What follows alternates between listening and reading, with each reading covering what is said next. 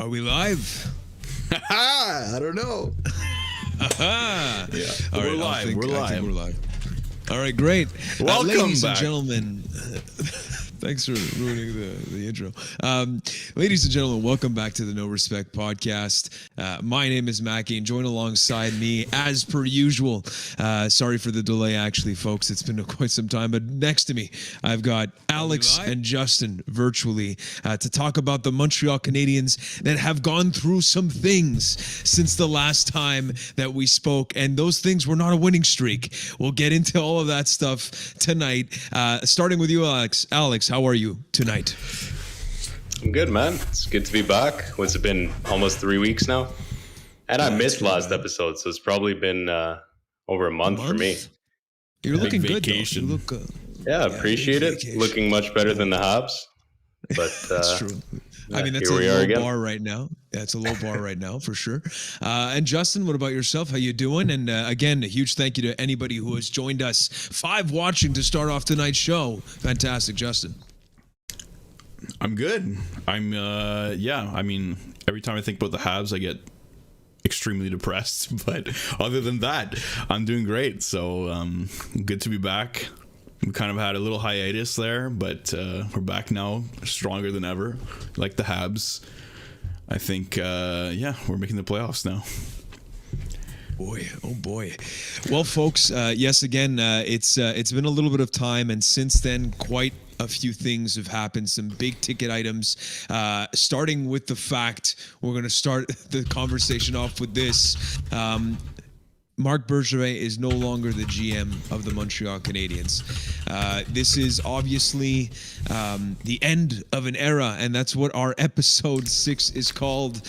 We're going to start the conversation there. For those of you who want to join in, we'll be taking comments based off, the topics. So feel free to add anything that we want to, in terms of talking about this specifically. We'll get into the new hires, the press conference of Jeff Molson, the hire of Jeff Gordon, the firing not only of Marc Bergevin, but of as well as Trevor Timmins, the new GM. So many questions as the Canadiens continue to lose, and the tank for Shane Wright seems to be upon us. But guys, let's start from the get-go here.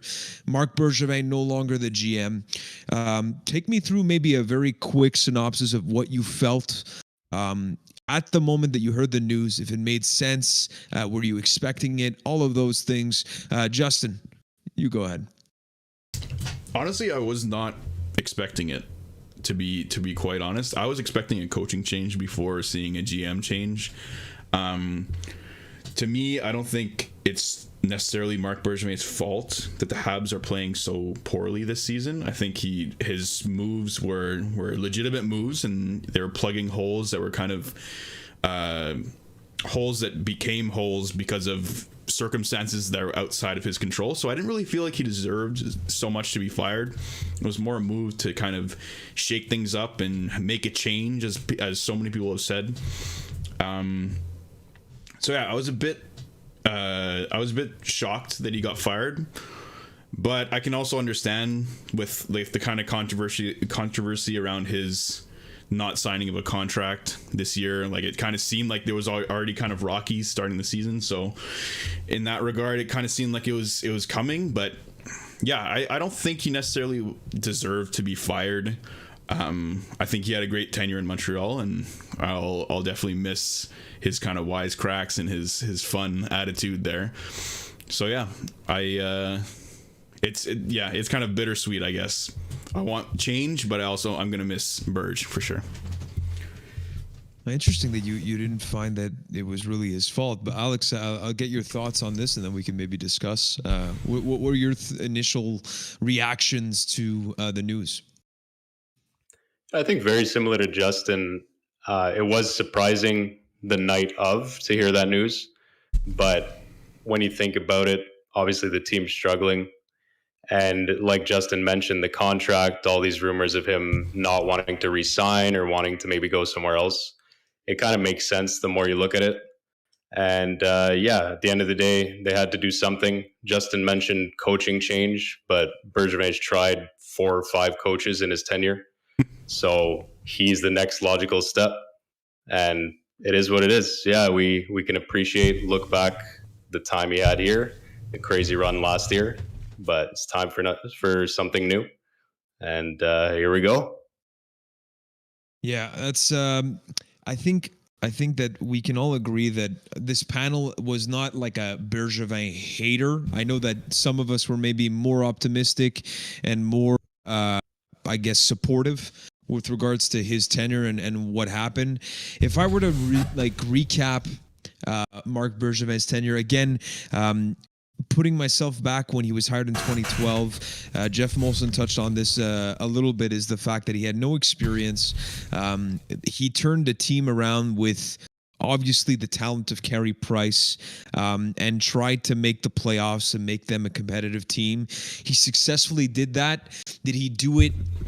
In hindsight, was that the best move to start off this group? I don't know.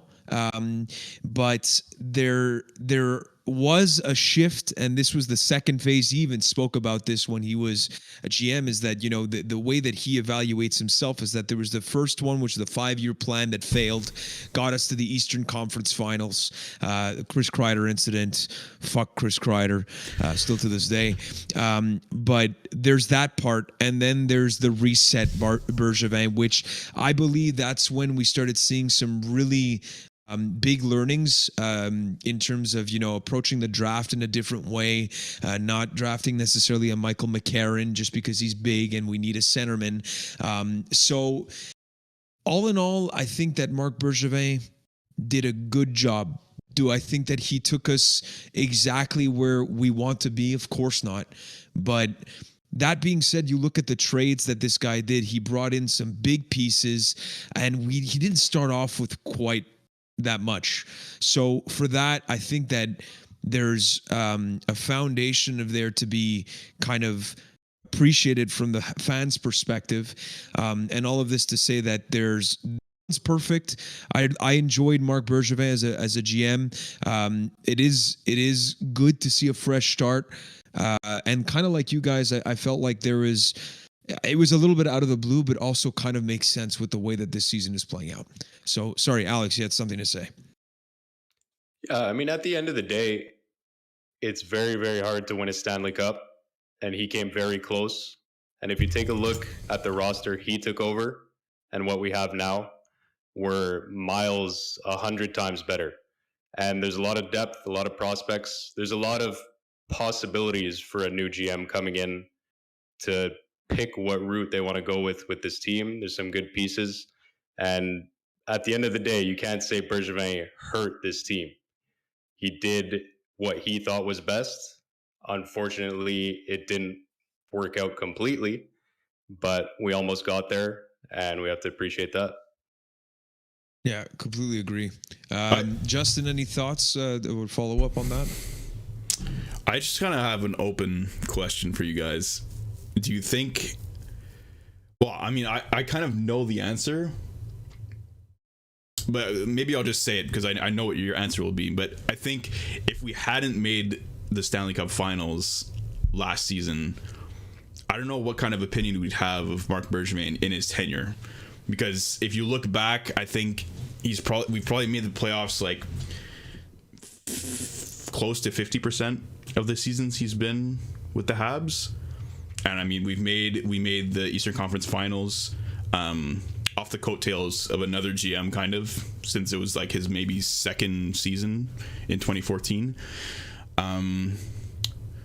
But yeah, I don't know where I'm going with this, but I guess what I'm saying is he's kind of had like a bit of a roller coaster of a career in Montreal, where it's not every season it's been good, it's not every season that's been bad. It's kind of been all over the place, and I think that's why he's gotten so many haters over the years, because it's just not been like a consistent upwards trajectory, I guess.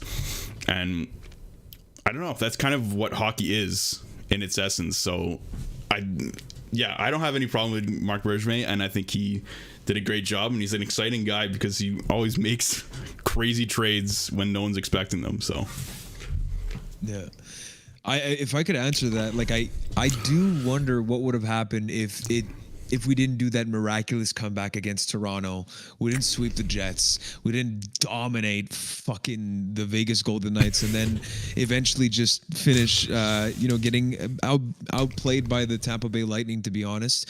I do wonder that. It's a good question. And how do we see this? But I think that's the part that, a team that relies on its goalie, such as Carey Price, to be the star player, I think that's a massive kind of X factor in how variable your team can be. We all talk about depth at the forward position and all of that, but if your star player is in nets, I think that's one of the reasons why you saw so much up and down. And the reality is that there was not enough support for Carey Price at his peak at the time that we went. And that's where I think, a lot of people would have wanted to see Marc Bergevin gone earlier. I can understand why, as I've grown older and wiser. And I mean, the thing is that he did show that he learned from those mistakes. But I think that's the thing that haunts him the most. In the whole tenure is just the fact that we didn't take the time to really support Carey Price. We just rode the peak of his career with, David Dernay as your first line center, Thomas Vanek and Max Pacioretty. That was the team. Like, that was our top line. We had heart, we had all of those things. But in terms of pure talent, it all started with Carey Price and ended with Carey Price. And this offseason, I think when you lose Carey Price's presence, not only him, but Shea Weber, I think it's bigger than we expect. And it's a team that rides on maybe too much emotion. And that's one big flaw in all of this, is that for a regular season, for the playoffs, I think that's why it worked. But for the regular season where you cannot match the emotional currency, the emotional investment, all of those things, I think that's why we're seeing a big difference this season. Okay, one more hypothetical, because it's kind of going with what I said about, I don't think it's necessarily Marc Bergevin's fault so much, is that if we still had Carey Price and we still had Shea Weber to start the season, like a healthy Shea Weber, let's say, first of all, I don't think our team is this bad. I don't think Marc Bergevin is getting fired, and it completely changes things. So those are things that are kind of outside of his control, and he tried to plug the holes as good as possible. And if I'm saying, in my opinion, at the start of the season, I thought our team was going to be good. I thought we had the pieces to kind of contend, at least, not be like a bottom feeder fucking disaster. So yeah, to me, I didn't think that it was really his fault. I thought it was more, I guess, the players not coming together and putting together what their potential is. So yeah, I don't know what to say, but it's kind of sad to see, because it felt like he did everything. To me, he did everything right to start the season, but it just really didn't pan out. It went completely the other direction, and this is what we're ended up with. If I can jump in quickly, please. Yeah, please.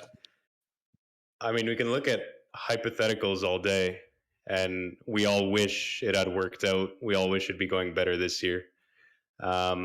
If you look at Tampa Bay before they won their back-to-back cups, everyone thought this was an amazing team. John Cooper, best coach ever. Their new GM coming in, Brisebois, is a mastermind. If Tampa Bay had gotten knocked out in the first round again that year where they won the cup, their first cup, what happens with Tampa Bay? It's such a game of inches and stuff and luck that people can sit at home and say, oh, he should have gone for it this year or done something this year. But Tampa Bay, when they went for it the first time, got swept and then lost to Columbus, let's say. Or look at Toronto. Look at all these teams like Kyle Dubas. Should he be getting fired if Toronto loses again this year? On paper, he's done things right, but sometimes it just doesn't work out. And like you're saying, for this year, I think we all thought on paper this team is better than last year's, even with Weber possibly being out. Jeff Petrie, we thought would be better. you think that Jake Allen can play that role until Price is healthy. It just sometimes, for some reason, it doesn't work. I think the emotions, like you said, is a big thing for the regular season. But even without emotions, this should be a decent team, and it's just not working. So it's unfortunate, but I don't know. People sit back and say, "Oh, they knew all along that Bergevin's team wouldn't have success," but there's no way to predict this. It's just a fluke, and it happens in hockey. There's no chance. I'm not convinced, at least, unless somebody really has a snapshot or a screenshot of them, like saying, like, yeah, the Habs, 25 games deep would have 6 wins. Yeah. I don't believe it. I don't believe it. There's not one analyst that predicted that this team would be bottom feeders, like you said, Justin and Alex. I think we're all in agreement. Sorry, that there is no predicting this type of performance. So a lot of it has to maybe go on the coach, go on the players. I would say even the players first and foremost, but we will get into Dominique Ducharme after we get into the new hires of Jeff Gordon later on the show. Again, we are the No Respect Podcast. If you are joining us live, thank you very much. We're on YouTube right now, and you can find us on Spotify, Google Podcasts, all of that good stuff. We have a Discord server that you can join. We'll post the link once we have a chance. But getting on with Marc Bergevin, we'll move on maybe, and he'll definitely come up in all of the discussion that we're going to have tonight when it comes to this episode. But there's also the fact that Marc Bergevin seemed to be a pretty loyal guy, whether it be the contract that he dished out to Brendan Gallagher, that we all know when it was dished out, there was a little bit of a risk, especially with the fact that the cap hasn't been going up. And we might be seeing a little bit of that in terms of loyalty and how it can maybe backfire. And another piece in the segue that I want to make here is Trevor Timmins, who was also let go as part of this reset. Right now, I don't know who's taking care of that. Scott Mellanby also resigned when he knew that he was no longer in contention for the GM position.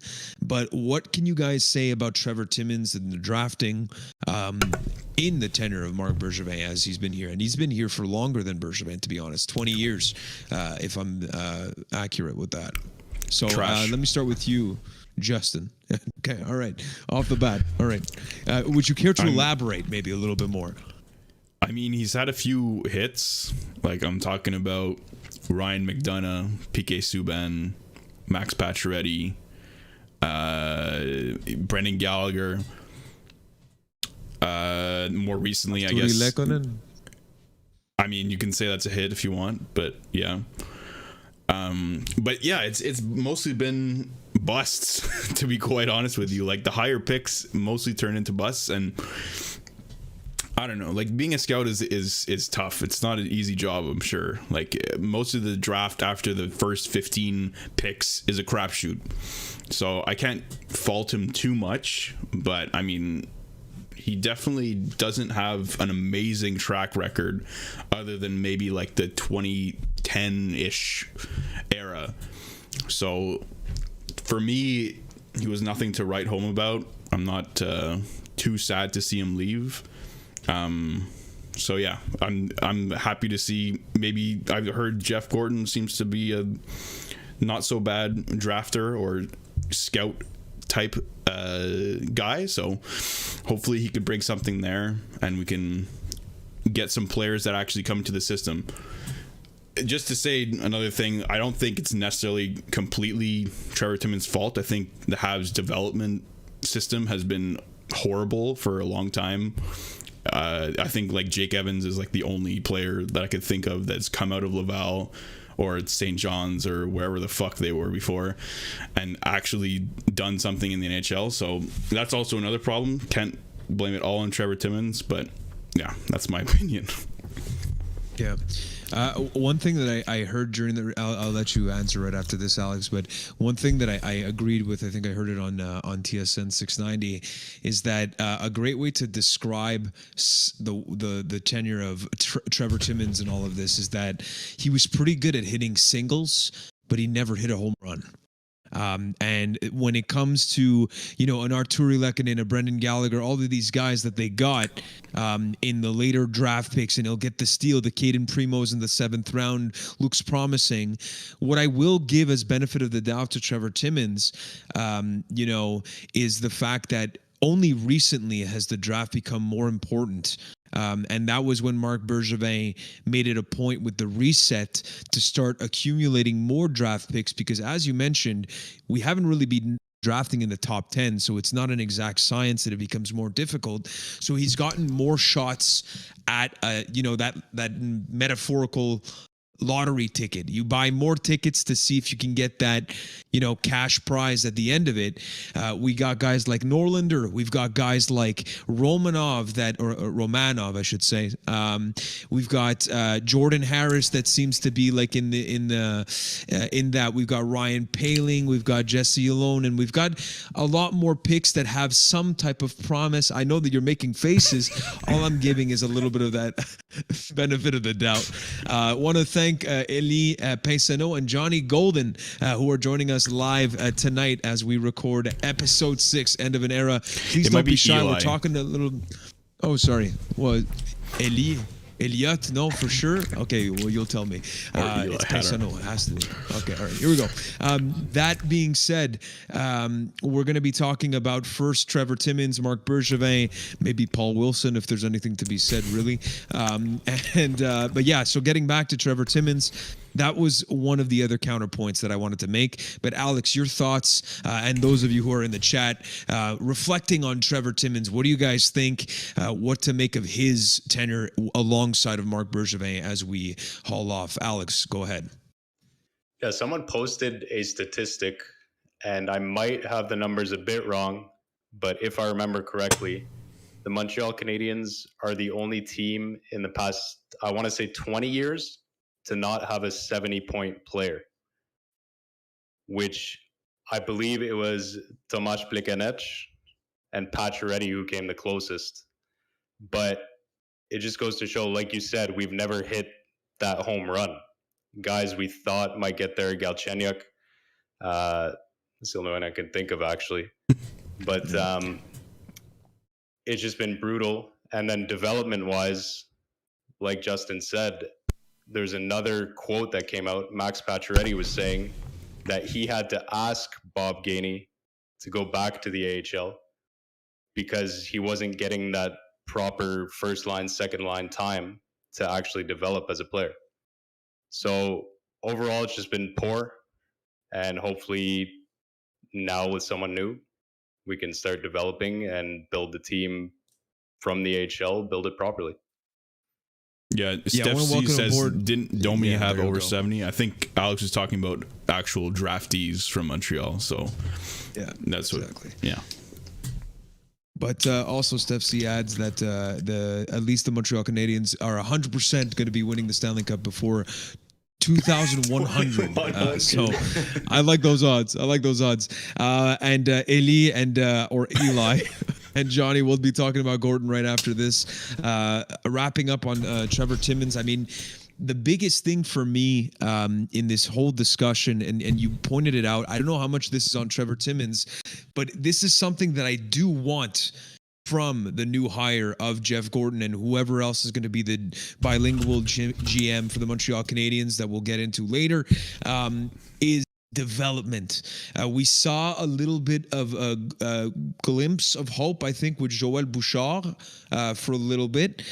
He is now in Anaheim doing things on his own. Maybe that Marc Bergevin is going to be heading towards him in LA. That was the rumor on the street, metaphorically. But that's one thing that when you look at a Caulfield that's struggling right now, and the amount of talent, for me, if Caulfield does not turn into the player that we think that he can be, I think, sorry, popped out Michael McCarron there out of nowhere. But Cole Caulfield not becoming the skilled and talented, player that we think he can be, that is something that I want to be addressed. And I don't know is going to take care of that. If it's still the people that are in with the Laval Rocket right now, I can't remember the name of the person that we just hired, unfortunately, but that's something that I want addressed, because you're right. Galchenyuk, I mean, he didn't go and tear it up as soon as he left. Jesperi Kotkaniemi showing a little bit more promise with the Hurricanes now. We didn't get necessarily the chance to see him develop into the, that number 1 C at the time, because he was super young. But if he does that somewhere else, that's another testament to what this problem area has been for the Montreal Canadiens.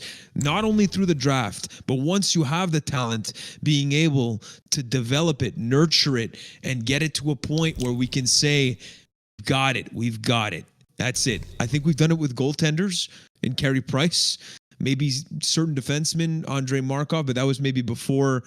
I'm not even like Jeff Petrie is not necessarily a guy that we drafted, but he came into the organization 26 years old or something like that, and he's been able to improve. But from young players, I've yet to see that, and that's one thing that I want to address. I don't know what you guys think. Maybe Justin or Alex, if you have something to say here.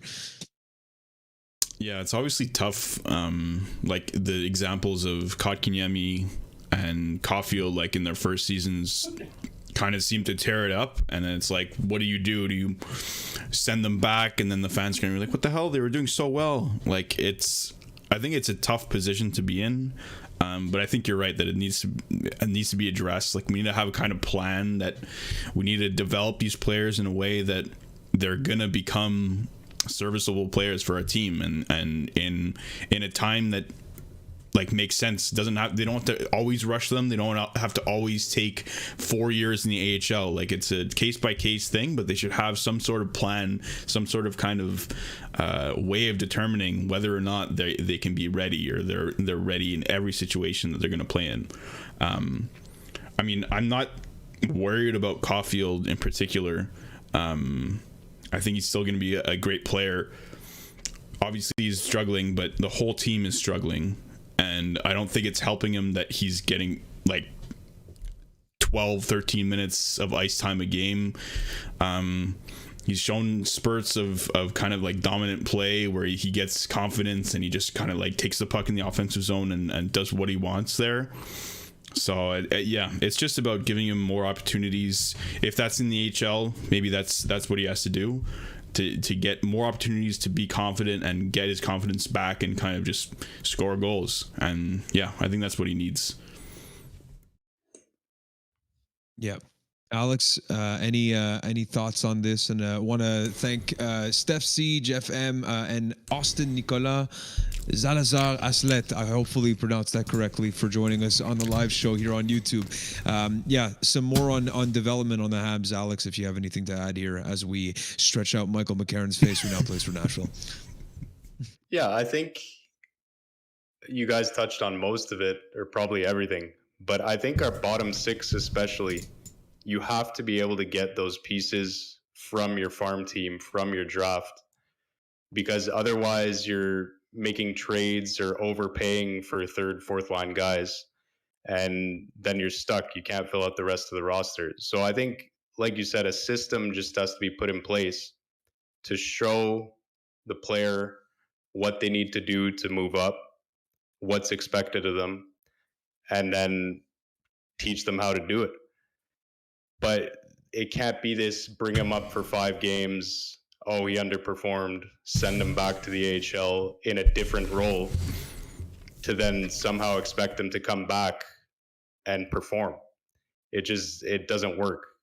So I think the players need probably more time in the AHL to develop. We're seeing Poehling having success now, and he had over a season in the AHL where he got to develop his game, get more ice time, take on a leadership role, and become the player we're hoping he can be.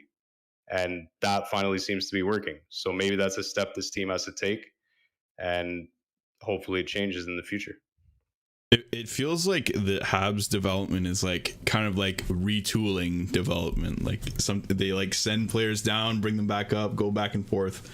Whereas, like Alex said, I think sometimes the move is just like leave them in their European league or in the AHL for a year, see how they do, let them get comfortable there, like get a kind of like like figure out what kind of player they are playing against pros in a real league, and then make the step there, and then they can transition to that much easier than kind of being here, not being sure of themselves, having to always doubt themselves if they're good enough, if they're gonna be called up or sent down from one game to another. So yeah, I totally agree with that. Well, that was the question that we asked ourselves after, Jesperi Kotkaniemi at 18 years old. We knew that he had a great camp, but it was maybe a testament to the fact that we didn't really have that much of a center position that was solidified here in Montreal. So maybe he was a beneficiary of that. And big word, but it doesn't. Yeah, it is. I'm surprised as well. And when I think about that decision and not going to Finland and being able, okay, you're really trying to get me off of my game while you're putting all of these memes. But KK is that example where the guy didn't get to dominate at any point. And then when we look at the way that we tried to develop him in a non-developmental league, which is the NHL, for Christ's sake, and we're saying that it's a competitive team. Looking back, obviously we were hyped. I bought the jersey. It was a mistake. But that being said, that's the type of stuff that's going to haunt you. And now, obviously, we were supposed to keep Jesperi. Let's not forget he got offer sheeted. So maybe he would have been able to turn it around. But had he stayed for a year, had he, really, he stayed at home in Finland eating salmon at his mom's house, all of these things that enabled him to grow, get faster, stronger, and confidence. Confidence is huge as a young guy. And I think that emotionally, when you're a young kid, no matter how these NHLers are built, I think that emotions here in Montreal are so heightened. And maybe one of the reasons why we're going to have two people running the Montreal Canadiens now, because of the media, because of the fans, and how much passion there really is. But all of this to say is that needs to be addressed. And this is a prime example of a player that had the tools, was probably rushed. Now, how do we fix that problem? Alex, go ahead. Yeah, I think Kotkaniemi is a perfect example because to me, the glaring thing I saw is after that rookie year, the next year when he came in, it looked like he was being told to play as a grinder, like a defensive center, without those rookie freedoms where he showed his offensive potential. He came in, he was hitting everyone. Everyone loved it, obviously, the physicality. But it seemed like his game went so simple. It was just dumping the puck in, hits, the creativity was gone. And it could be that, like you said, we didn't give him that time to build that offensive game either in Finland or in the AHL. And then you're putting him on a competitive team where they can't afford to make rookie mistakes if they want to win a Stanley Cup. So, yeah, it's not a good environment to develop players that you want to flourish offensively if you can't afford to make mistakes. So like Caulfield now, obviously going into this season, we're expecting to be a competitive team. And Caulfield's turning the puck over, being too risky and 2-on-1s the other way and stuff. And it's like, how do you want him to learn? Okay, he'll play more defensive, but now he's not scoring. So I think you have to give those high-end prospects that freedom to make mistakes. And if they can't do that in the NHL, let them do it in the AHL or, like Justin said, in Europe. And I think that's something that has to be looked at for this team because these high-end prospects just don't pan out with Montreal. Johnny Golden agrees with the fact that we rush KK. Steph C saying that I feel like when rookies come, they are not given a specific role and kind of just thrown in there hoping that they pan out. None of our rookies are exceptional, so they need time, and that's true. It's never like we had a McDavid in our laps or an Austin Matthews that by just the way that they're playing the game, and they're already dominating at a young age. And when we do pick Shane Wright, maybe we'll reevaluate that. But until then, we haven't had a pick that we're like, okay, there's no obstacle for this guy to not perform. Everybody that has been picked by the Montreal Canadiens has always had a question mark. And as much as I think Cole Caulfield is talented, the question of size comes into play. If we look at Jesperi Kotkaniemi, it was probably the skating. I can go back to Alex Galchenyuk. It was maybe the hockey IQ. All of these things, and each player that I mentioned, kind of put into the fire after they've developed. Cole Caulfield obviously exceeding expectations coming into the playoffs and really getting into it and performing once he gets in there and scoring key goals. So that sets up the expectation. So we thought we had maybe nailed it by letting him stay in college, but maybe he needed just a tiny bit more time. That's the one where it's a little bit tough because you saw what he did in the playoffs. So it's hard to say that he wouldn't have continued on that front heading into the regular season. I think that's more the team overall that impacts, the confidence of a young kid like that. But moving on, let's get into maybe some other things. Unless Justin, you had a last point before we, because we touched a lot about development. We'll get into it probably on a different angle, which is the hire of Jeff Gordon. So getting into this, all the folks that have joined us live, again, we are the No Respect Podcast. Thank you again for joining us tonight for episode 6, End of an Era. My name is Mackie. Join alongside me, Alex, Justin. Sorry if it's repetitive. We've got a Discord server if you want to join us. That's going to be sick. The Montreal Canadiens hiring Jeff Gordon as president of hockey operations. Now that's the novelty in this, because you've heard of it for, I think, Brendan Shanahan and Kyle Dubas, is that they have the president and they have the GM. And the Montreal Canadiens, after listening to the Jeff Molson press conference, are adopting this same system. Now, what does that mean? That's a great picture. Great work. Jeff Gordon appearing on the screen here. It's a live show, baby. What does that mean? We don't know yet. I don't think even Jeff Molson knows yet. But let's start off with Jeff Gordon, who's coming off of the New York Rangers job, where he is the person that brought in Mika Zibanejad, a second-round pick, and that trade was for Derek Brassard and a 7th-round pick that went the other way towards the Ottawa Senators at the time.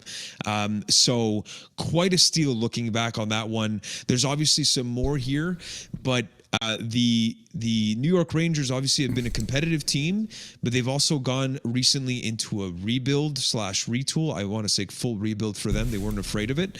But that being said, let's get your initial thoughts, and anybody who has more information and more takes to give on Jeff Gordon, please don't be shy, as Carl Proschowski, the legend himself from our Discord server, joins us here on our live show.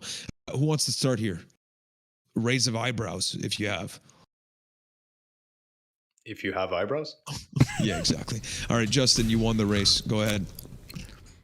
I mean, I don't know too much about Jeff Gordon. I've heard some decent things online from reading comments from Rangers fans. The most notable thing is he was fired as a GM, not for failure under being a GM or for bad trades or for losing, but he was fired because he spoke out against the NHL when Tom Wilson wasn't suspended there for his suplex of whoever it was on the Rangers there. Is that when he went like this thing in the box there? It was like Wreck-It Ralph hilarious. There? Yeah. That's hilarious. So, I mean, I think his track record's good. I think most of his trades have turned out well. There's a couple kind of weird-ish trades, but I think he's not afraid to kind of go for the rebuilding trades and trade for picks and do these kind of big splash trades that kind of we're used to with Marc Bergevin, going for the big name players. So I'm looking forward to that. Also, like we talked about earlier in the show, his drafting ability has been pretty good. So hopefully that comes through in Montreal as well. And all these things are great. because he was a former GM. So now that he's president of Hockey Ops, and in theory we're going to hire another, well, not another GM, but a GM, it's as if we'll have two GMs. So as long as they work well together, it's good to have more good hockey minds all together. So I'm all for that, and I think it's a good move by Jeff Molson for sure. Alex, your thoughts on this two-headed monster sting operation, if I want to call it that way? I think one thing that Justin said that stuck out the most to me is that he wasn't afraid to go for that rebuild. Sorry. And especially in a market like New York. So you know that he won't be afraid to come into Montreal and change things up. And I mean, there's no way to know for sure how he's going to do prior, but his track record in Boston as well was pretty good. I don't know exactly what his role was, but he was there in the years prior to Chiarelli taking over. Man, I can't speak tonight, sir. And he kind of built the core of that early 2010s Boston team, which were obviously a powerhouse. So, yeah, I mean, his track record speaks for itself, and hopefully it brings some good changes to Montreal. And I think, like Justin said, this tandem of having a president of Hockey Ops and bringing in a GM underneath him is a change for Montreal that will hopefully be for the better. And kind of, I think Justin put it perfectly, having two minds, if they work together, is better than one. Yeah. Yeah, that's straight from the words of Jeff Molson as well. And honestly, coming back to that press conference, I know a lot of people were hoping that Jeff Molson had something to say. And he kind of said, like, it doesn't make sense for me to just come out and speak if there's nothing to be announced. And so he made that clear. And as he spoke, obviously, this is when he announced that it's a complete reset, you know, a new chapter. He was super happy to be able to get Jeff Gordon. And, you know, I agree. There's some great things. I can't pretend to say that I know everything about Jeff Gordon. It's going to be the first time, I think, in history for the Montreal Canadiens that somebody at the head of the operations is American born. So that's, you know, whether that pleases people from Quebec, I don't think it does for the majority, but hopefully with a GM that's going to be able to speak in both languages, that's something that Jeff Molson said is a priority. And I can understand that. We're obviously speaking English. We all speak French, and we speak both languages. And I can understand why it's important. But what's good here is that, yeah, there you go. In the case of Jeff Gordon here, that's coming with experience. And I don't want to say that it's a way to kind of sneakily circumvent the fact that you don't have a GM that's going to be only Anglophone, but maybe that's a little bit part of the plan here. I'm not saying that this is something negative. Maybe there's a genuine interest in having both of those heads there that can, you know, do the job together. But there could be a scenario here where Jeff Gordon is literally going to be the puppeteer to whoever's the puppet there as the GM and controlling everything, and just whatever's being said publicly is to appease to the fans. You know, I don't know if that's going to be true. I may be going a little bit too tinfoil hat-y on this one, but you know, there is that thought that crossed my mind. I don't know what you guys think. I mean, to put it in a more positive light than what you're saying, then like he's a puppet, it would maybe allow for a less experienced GM to come in who has shown maybe some experience in like a lower league. Like I'm kind of talking about Danny the ECHL. Yeah, where he's like a GM of an ECHL team, so he has some experience, but he can be mentored by a guy like Jeff Gordon who has a ton of experience and can really show him the ropes of being a GM. And while both having good hockey minds to bounce ideas off each other, but I don't think it'll be like a puppet and puppeteer situation, obviously. But I do think it was smart of Jeff Molson to kind of propose this idea of having like a two-headed monster of kind of your hockey operations, where the GM will be the kind of voice of the front office and will be the boss, and will be a French speaking, bilingual person, while still having that guy on the back end that is a great hockey mind, but also doesn't speak French, which, like, it's kind of stupid that we have to even do this kind of like loophole thing. But I think Jeff Molson was very smart to kind of do this and be able to figure out a way to get a guy like Jeff Gordon when he's available. The best of both worlds right now, maybe. Alex, your thoughts? I don't have much to add on that, to be honest. I think you guys touched on everything for that. But I guess the question is, who's the GM going to be? Because I'm all aboard the Patrick Roy train. Oh boy, there's nobody any day. There's nobody more on board the Patrick Roy train than Patrick Roy himself, and That's so true. him. I don't know where he was. I think he was like after a practice or whatever. But I'm gonna paraphrase, but he's like his reasoning for why he should get the GM position was, what do they have to lose? That was his selling point. Is what do the Montreal Canadiens have to lose? Perfect. You know, the team's been going around since 1993, since I won the cup. I just kind of find it funny. Listen, there's no disrespect. Well, maybe slightly, but I don't mean there to be, to Patrick Roy and what he's accomplished, obviously, as a storied. This is great. You're just bringing in some stuff here, Justin. Maybe another reason why you guys can join us on YouTube. We'll give you guys maybe a little bit more foresight as to when we're doing the live shows in the future. But Patrick Roy, we know him as the coach of the Colorado Avalanche. He almost threw the plexiglass at Bruce Boudreau at the time. He's an emotional guy.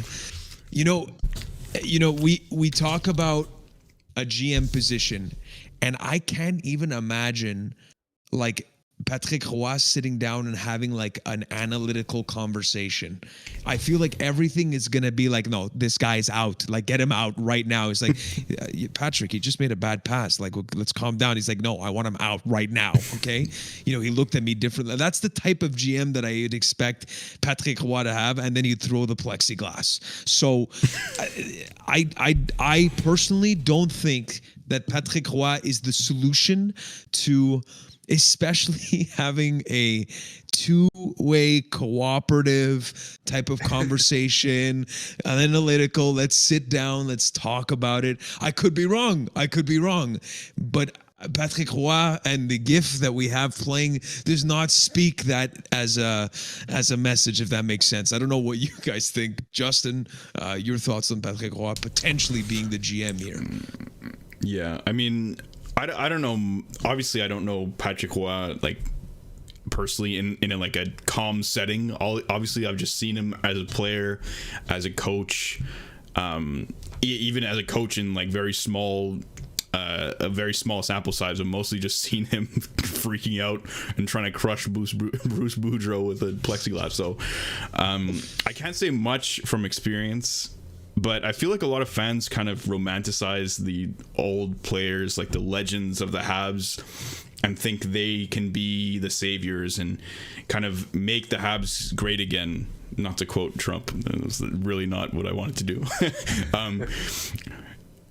But yeah, I feel like just because he was a great hockey player and he was a coach in the NHL, now he's a coach in the Q, doesn't mean he can turn this team around. Doesn't mean he can be a good GM. Like that, those aren't the things to make a good GM. He doesn't have experience as a GM.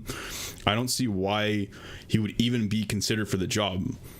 It's like if I wanted to be CEO of a company and I worked at like IGA as a bag handler. Like it's to me it doesn't make sense. That's a bit of a stretch. That's a bit of a goddamn stretch. CEO of IGA. Okay, all right. Okay, that makes a bit more sense. All right. Maybe that didn't make sense. But not really.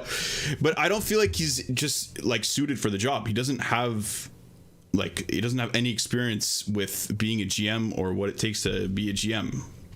So I Well, I he's just don't been get that around the part. team and he's been a coach, right? Like What that's about that's not guys nothing. like Joe Sakic in Colorado, Steve Yeah. Yzerman, Rob Blake? I Yeah. mean, to me, Luc even that, Robitaille, these are all. But they dominate, Well, I mean, dude. They're able to Yzerman learn. and Sakic are two of the best, right? Yeah, that's I true. get what you're saying. Obviously, he has a very fiery personality, but I don't know. My take has always been this with hockey. At the end of the day, I want to be entertained, and I think he's gonna No, double Marc Bergevin's no, entertainment value. I think it'd be fantastic, man. no. You can't We say need that, this. dude. You need this in your life. Don't. You want to be entertained by a good product, don't you? Not the fact that the GM is trading away Nick Suzuki because he had an off night, dude. You can't do that. I think. How You long do you can't. think it would take Patrick Watt to become our first string goalie? Like if he was GM, he would obviously become the coach, become every player on the ice, hire like his two sons as the players, True. as the coaches. He tells Sam Mutombo to go and fight the other goalie, and then after that, when he doesn't say yes, then he's going in. So, no, again, we're just joking. I hope We're just joking, I hope Patrick. Yeah, Patrick. What's if the you're worst watching that could the happen? North Side Podcast, What's the worst that could happen? No, but listen, there might be a scenario here because when he was the coach of the Colorado Avalanche, they were doing very well.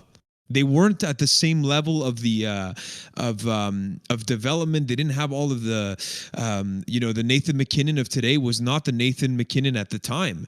Like Gabriel Landeskog was probably the star of that team at the time. So, they were decent, and then after that he left for personal reasons, which is also kind of maybe a sketchy factor in all of this. But that being said, Patrick Roy has played the game, has won cups, has been a coach, and has been around the NHL. So I could be wrong here. Maybe he is the right fit, but from my outside analysis and maybe some of the gifts that are being shown and the stories that we've seen, that I don't personally think that he is the right fit to work alongside Jeff Gordon. That's my personal opinion. If you guys have any thoughts, you let us know. Steph C seems to agree with us. He says Patrick's ego is insane and can't deny his passion and fight. The guy's a winner and would probably do everything possible to win MTL to show everyone wrong. I agree, and that's when he would probably go in nets himself to try to win the game. Bearded Poutsin joins us. Welcome aboard. I was thinking the same thing as him being a coach rather than a true position of power with the organization. And yeah, that's where I'm saying, for motivating people on the spot, maybe as the next coach, I see that being more his style than, trying to sit down. Let's put emotions aside and let's make calculated mathematical analytical decisions about the future of this organization. I just don't pin him as that guy. But let's get into the other candidates, potential candidates. There's Daniel Briere, has zero GM experience, but he is, zero GM experience at the NHL level, but from what I gather, working in the ECHL as we speak. Bilingual, Mr. April, if you want to call him that, Mr. Clutch in the playoffs, scored some big goals for us when we beat the Bruins back in the day with Dale Weiss. A shout out to Habs Tonight team, our boy Brendan Legacy and that team over there. But Daniel Briere, let's start there. There's Mathieu Darche. There's, what was it, John Madden 2006 football game that is also being considered. What did you say, Justin? Who's the other person? Martin Madden Jr. Martin Madden Jr. That's a great name. Bilingual, apparently, so that's cool. Start with Daniel Briere, okay? This one came out of nowhere for me. I didn't know that Daniel Briere would have been in contention for a GM position. Obviously, that's before the one for the Montreal Canadiens basically opened up. But what do you guys think of a Daniel Briere being the GM and playing, being alongside of Jeff Gordon? Alex, I see you have already some of this going on. So what's going on for you? I don't think you can hire Danny Briere just because he used Montreal as leverage in his contract negotiations with Philly. And I mean, that's a there's no smart coming back businessman, from to that. be honest. That's a smart businessman. If I'm going to be Yeah, honest, but it's a that's betrayal. If you no, it's compare not. this to Patrick Roy, he lives for Montreal. I mean, Danny Briere just sees us as Patrick as Roy asked for a tool. trade, though. I mean, it wasn't Yeah, he his did. fault Yeah, necessarily, because but yeah, it was that's a falling different apart, story. right?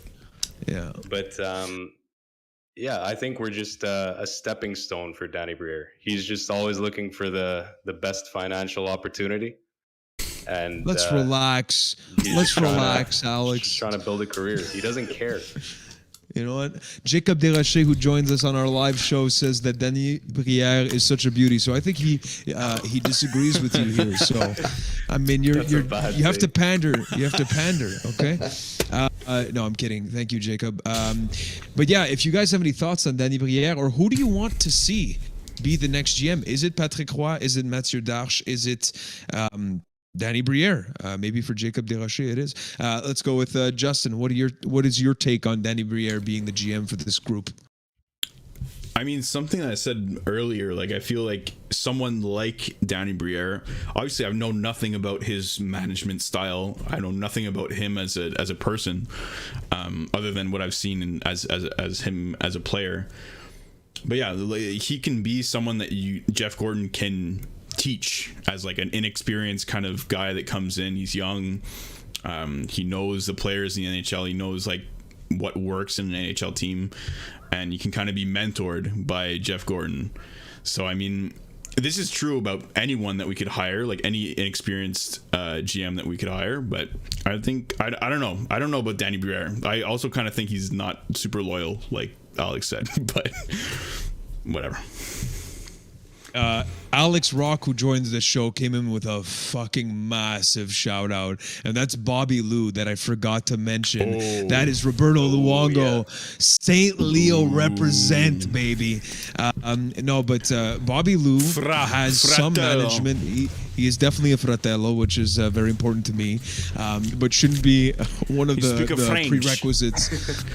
prerequisites for the GM job for the Montreal Canadiens. Although he'd make a mean tomato sauce, I'll tell you that much. But Bobby Lou is in a management position with the Florida Panthers, if I'm not mistaken. There is a little bit more, I guess, experience that is tangible on that front. I don't know, though. I don't know more than that. You know, if Roberto Luongo is going to be the guy, the GM for the Montreal Canadiens, I need to see more. I don't know what that more is. I won't be a part of the interview process, unfortunately, as we all won't. But I'd be curious to see how he would play out. I think that he's got a hell of a personality.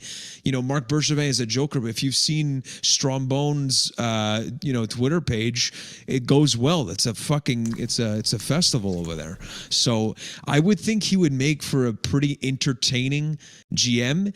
A little bit less like upset, but more like Joker type of GM, kind of like Marc Bergevin, and like in comparison to Patrick Roy, who I think is gonna maybe flip a table after the start that the Montreal Canadiens have had this season. But yeah, I don't know if anybody has any thoughts on Bobby Lou being the GM as like a serious candidate here.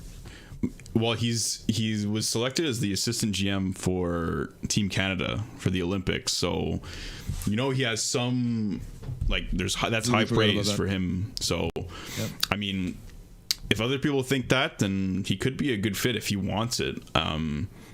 Obviously, he speaks French, so that's a great plus that we need. Obviously, And yeah, I mean, he was a good goalie, so why not be a good GM? He was a captain as a goalie. That's a big thing.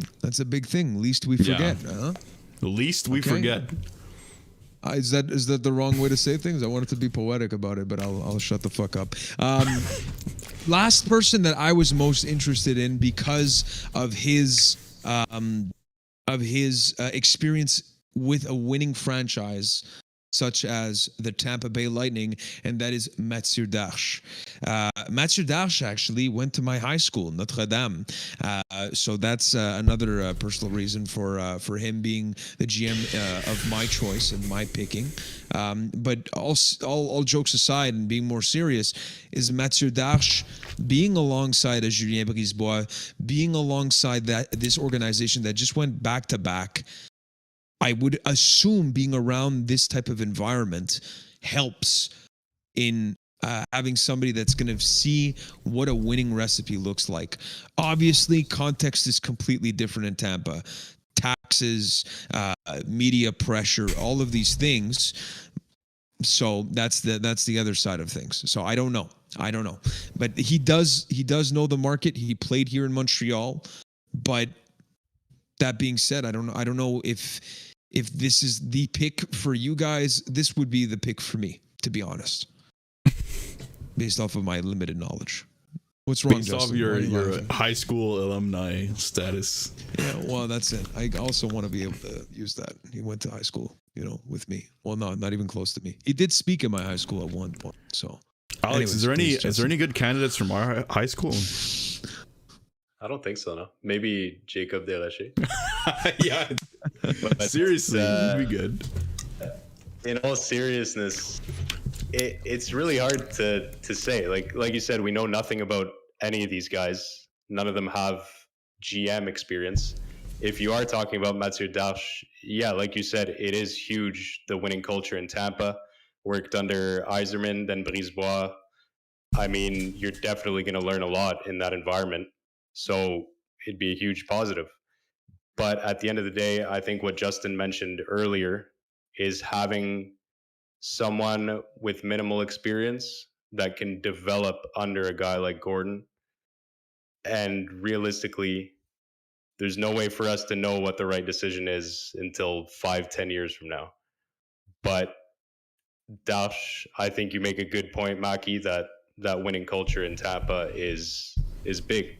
It could be a big plus for him. And he's not in this alone, which is great.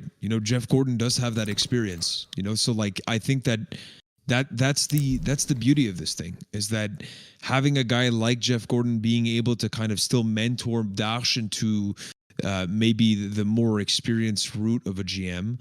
I think that's going to be an interesting piece to all this, to see how it's going to play out. We don't know, but yeah, I think that's one of the candidates. Justin, what do you think about Mathieu Darche? Yeah, I mean, I agree with you guys. I don't have much else to say about him. He's had a pretty good track record with Tampa, so if he comes here, maybe he can reproduce that here. Hopefully, maybe. Yeah, maybe. But again, he didn't go to my high school, so I don't know. Yeah, well, that's your fault, eh? But the last thing that I think I want to address here, and it comes back to the actual Montreal Canadiens, which is the product on the ice right now. Ça va pas bien. All right, I think everybody in this chat knows it. For God's sakes, like, people that don't even watch the Montreal Canadiens know ça va pas bien là. So the question that I want to address to maybe kind of close out the show, in all of this firing or hiring, this season is pretty much over. What does that mean for the rest of the roster, the direction of this team? Do we see a Brendan Gallagher get moved? Do we see a Carey Price stay alongside of this group as we try to become competitive sooner rather than later? Or do we go full rebuild? In the press conference that Jeff Molson just did, he said he's not scared of it. He's not the one that's going to make the decision, though. The people that Jeff Gordon and the next GM, whoever that may be, Mathieu Darche, Notre Dame represent, he and Jeff Gordon will take a look at this team, assess what is needed, and then we shall see. So my question to you both, but also to those in the chat. We've got B Water that joins us as well. We've got 10 or 9 watching right now, so thank you very much for joining the No Respect podcast. Subscribe away if you please, and Discord server should be in the chat right now, and please don't forget to subscribe, like, and all of those great things just to support if you're enjoying it. Don't do it if you don't like it. So anyways, coming back, what happens to the Montreal Canadiens roster going forward, the direction that you would take it if you were the next GM alongside Jeff Gordon, starting with you, Alex? I think we are going to see some moves that might surprise people, but not until the offseason. I think at the trade deadline, you'll see the guys like Sherratt, maybe Lehkonen, Armia, guys like that be moved. But I think in the offseason, once the new GM's in, once Gordon's more established, they're really going to take a look at this team and want to start fresh. And like we said earlier, Jeff Gordon did the rebuild in New York. He's not scared of doing it in a big market. And I think you may see a guy like Gallagher, no guarantee we can move him, but you're going to see names like that shopped. And they're going to want a fresh start with what's hopefully going to be a very high draft pick and start the new era for this team. So you think rebuild, just to confirm, like you think it's going I think full? so, yeah. So Carey Price gone, if he can? If they can move him, I think so. But I think there's going to be serious discussions with Carey Price as to if he wants to stick around with this team or if he wants a shot somewhere else. Mm-hmm. And I think it's a very realistic possibility that he does want a last couple of years attempt at a cup, because unfortunately something has to change with this team, and a new GM is going to want to kind of put their mark, restart anew. Yeah. And I think you're going to see big changes. Yeah. To quote Patrick Roy, the potential GM of the Montreal Canadiens, he was saying it's not that difficult. You know, they're not that far off though. So maybe he has some insights that we don't.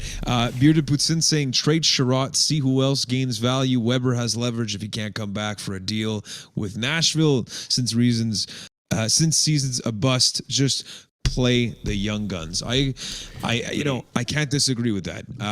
At this stage, if you are Dominique Ducharme, that should be the focus. Develop in a non-developmental league. Okay, that should be the focus, because Caulfield not being on the power play, Norlinder playing 5 minutes a night, that doesn't make sense in the context of we're 16-2. We haven't had back-to-back wins this season. It's a joke. So let the kids play. If it means that you're going to be hurting a little bit of the feelings of a Jeff Petrie, a Brendan Gallagher, I'm sorry. I love those players. I love what they've done for this organization. It doesn't mean anything, but for the future of the team, you need to start doing this right now. So, I'll let you answer, Justin, in terms of the rebuild/retool. Again, is it for you a full rebuild? Are we, 5-10 years away from a competitive team? Is this what we're looking at?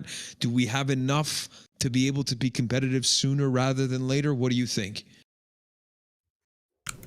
I mean, I'm scared to say, I don't want to say rebuild, just because to me that's like tearing up everything and restarting. I think we have a solid base in terms of prospects that we have already. So I think, like you said, it's about playing them as much as possible, getting them to develop, whether it be in the NHL or in the AHL, if we need to get a couple cups to Laval there. But yeah, I think I kind of agree with both of you that, first of all, have to play the young guys, make sure they're the future of our team, like make sure they're on the right track developing. We're going to lose games. It's fine. We just need to play these players. We're already losing them. Yeah, we're losing them playing our oldest players the most. And it's like, I think we should just look at ourselves in the mirror and say, okay, the season's pretty much over. We might as well just play our players that we want to develop, put them in the roles that they need to be in to succeed, and see what happens with that. Because if we're just trying to stay afloat while we're sinking, there's nothing that's going to come good with that. Like there's nothing good that's going to come of that. That's a better way of saying it. Correct. Yeah, in terms of rebuilding, I don't want to trade. I want to keep Carey Price for his career. I think he's a career Montreal Canadian. I don't want to trade him. I also don't want to trade Brendan Gallagher, but if he wants to leave, if that's what it comes to, then sure. But I think we can build around these guys and still have a kind of veteran presence in our rebuild. Like, I think that is something that can happen, and that's what should happen. I do agree with trading kind of the players like Sherratt, like the kind of like middling players that we don't see ourselves building around in the future with our kind of prospect pool and with these new young players that we'll eventually get. So that's kind of my take. Yeah, I think to bounce on some of the things that are being said on the chat here, I also don't think we're going full rebuild. We have enough young pieces that are good enough to stick around, but guys like Petrie, Sherratt, Edmondson, Toffoli, all of Hoffman, I can name a bunch of them. All of these guys that have tradable contracts, I would seriously look at moving, because these are complementary pieces to, if you had like a top center, or if you have Nick Suzuki playing at the top of his game, are great complementary pieces. They're going to be useful on other teams. They're going to be all of these things. Now, I wouldn't want to go full rebuild for one reason only, is that I see the value in having that veteran leadership that you were talking about. We saw it with a Weber and a Carey Price in the past, being able to kind of right the ship and show what it means to be the pro at the highest level and for the longevity of a career. I think that has some intangible things that, if there's one thing that Marc Bergevin was good at, it was character and intangibles and biceps. So you got to keep some of the good that Marc Bergevin did do. The part, again, that I would say that is huge to address, and I'm curious to see how it will be addressed, is developing the players that we currently have that have the talent and that can exceed the play that they're doing right now, and then the draft. And how do you implement these players and make sure that they come in ready, or if they are ready, how do they continue getting better once they get to the NHL? Those are the things that I want Jeff Gordon and Patrick Roy, Mathieu Darche, Danny Briere, Bobby Lou, and John Madden 2006 NFL to do if they become the GM of this team. So we shall see what happens. Go ahead, Justin. I have one question for you guys. Do you think that this decision is done? They're like, all right, we're gonna rebuild. This is it, or because like I'm looking at our record. If we go on if we win 7 of our next 10 games, let's say, it's not gonna happen. I'm just saying, if we do, it's not then gonna happen. Okay, let's end the stream. No. Okay, all right, go. 7 out of 10. All right, that was it. 7 out of 10. Okay, what happens? Please. If that We're happens, still 13 and 19 at that point. Yeah, that's not too bad. It's almost 500. No, but I'm saying if they see that they're not that far off, they're not going to tear it all up and rebuild. Like, they'll do maybe make some moves, but they're not going to say, all right, screw all these players, trade Toffoli, trade Gallagher, trade Anderson, like, do all that. Like, not Anderson. That's the trouble I'm having is, like, our team shouldn't be this bad, man. It really you're right. Shouldn't. That's true. That's why I'm thinking about rebuilding, and it's just like, all right, let's trade away all these like 10 players that we have that like actually have value. Like it's just weird. I don't know. Fuck, I don't know what my question know what you're really saying. was, but no, I'm just I know what you're saying. In between wanting to rebuild and thinking that like this team kind of has a chance with what it has if we just like shake things up a little bit, you know.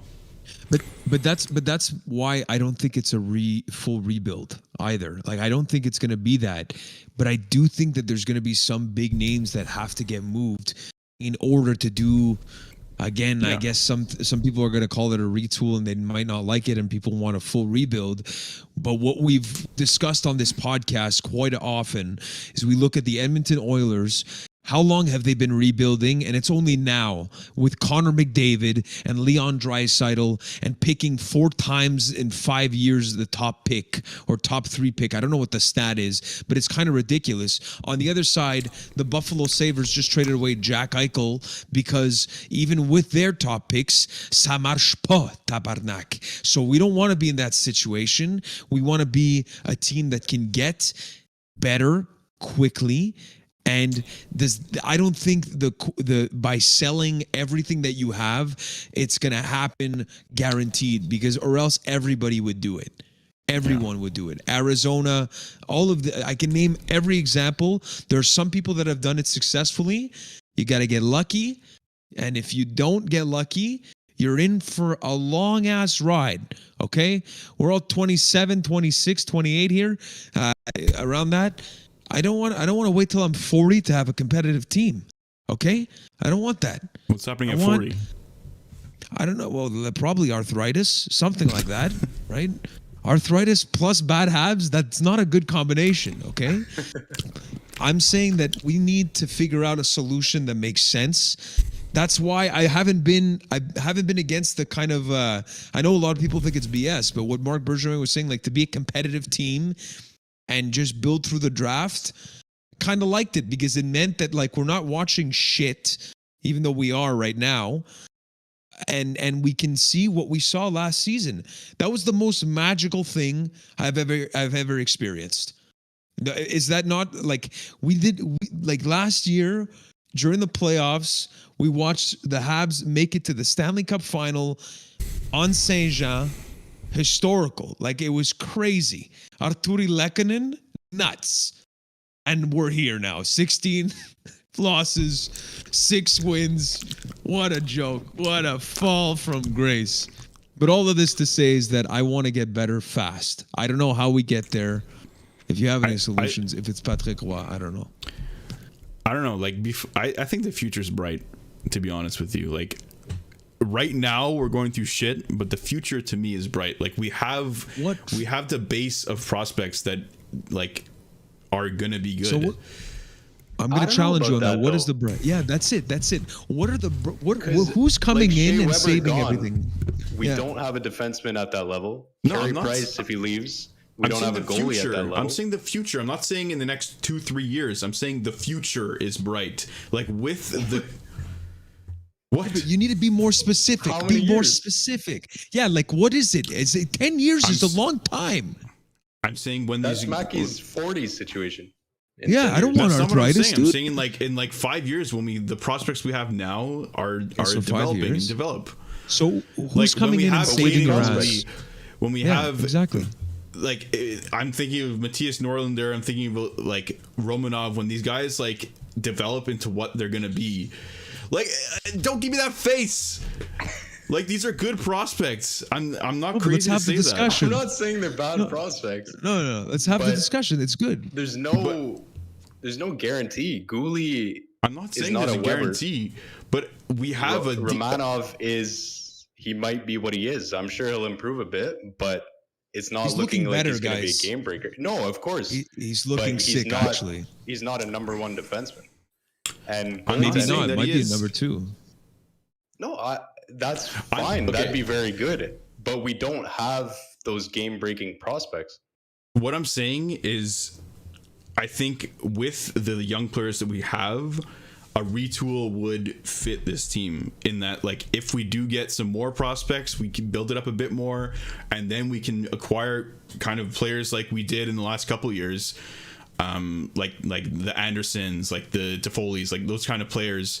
Then it would be a faster type of retooling than waiting 10 years. Like, I'm saying, like, in 3-4 years, when we have these prospects that are developing, and then we can kind of build our team with free agents, with signings, with trades, stuff like that, that it's not going to be 10 years. You're not going to have to wait till your third kid to bring them to a playoff game. I hope you're right.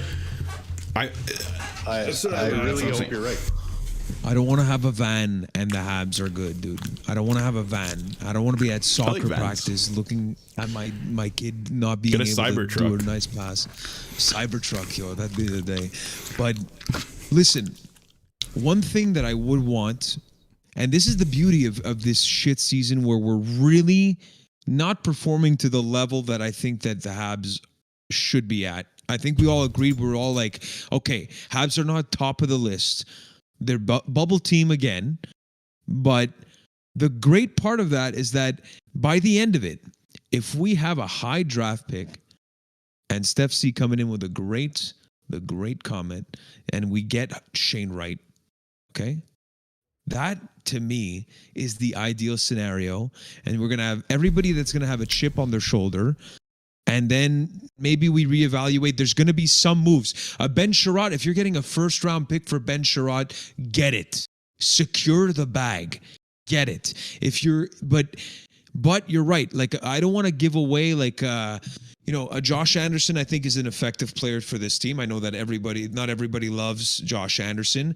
I think that, if you want to keep a Tyler Toffoli, maybe you don't keep Tyler Toffoli and Mike Hoffman is my point. Like, keep one of them that you think is going to gel with this group, be part of the leadership. And I would think out of the two, it's going to be Tyler Toffoli because of the Player Tribune article that said that he wants to be here. He loves being here. So it's players like that you want to prioritize and that's going to help this group kind of get to the level that you want to get at. So I agree with you. So right now we might be witnessing something that might be the ideal situation for the Montreal Canadiens.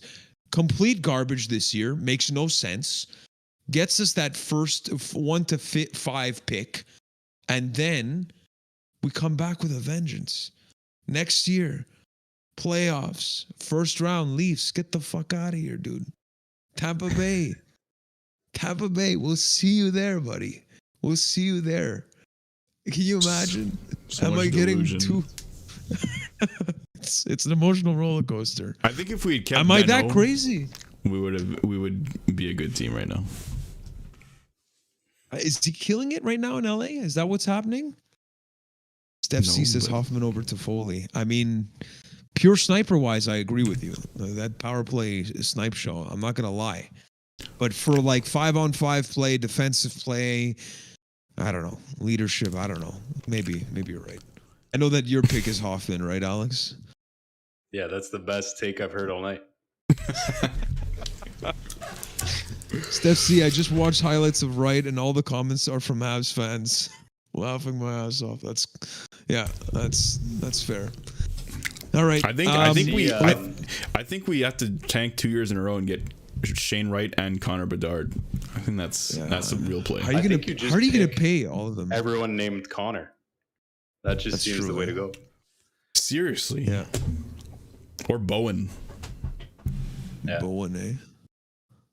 Well, there's only who's another Bowen? This is Bowen Byram. There's only one. Dude. He's coming. He's coming. like not even. He's not pretty even good, good. but he's not. Like just pick Bowen. All of them nailed There's Kale. like one single Bowen in the past 25 years. Kale's good, yeah. Kale. Yeah, Kale's not bad. I had a Kale flurry. All right. I don't know if there's anything Kale else Yakupov before we wrap wasn't this too one good, up. Kale Yakupov. Great.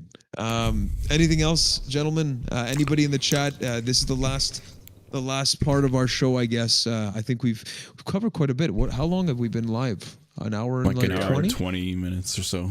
Wow. Incredible. That's it. Upwards and onwards for the Montreal Canadiens. Patrick Roy. We have Kayla Christodoulos who joins us in the chat saying Bauer Petrie. That's the next pick, maybe. But that Maybe in being 20 said, years. the Montreal Canadiens, an end of an era, episode 6, the No Respect podcast. Again, thank you so much for joining us live tonight.